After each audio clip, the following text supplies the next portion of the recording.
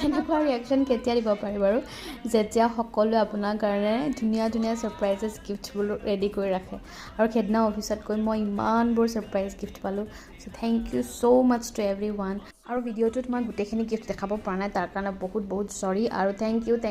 U so' much to everyone এতিয়া gift যিহেতু পালোঁ তো পাৰ্টিটো দিবই লাগিব চ' আমি একদম লাগি গ'লোঁ আৰু যুঁজাত আমাৰ বাইদেউ ফোনত ব্যস্ত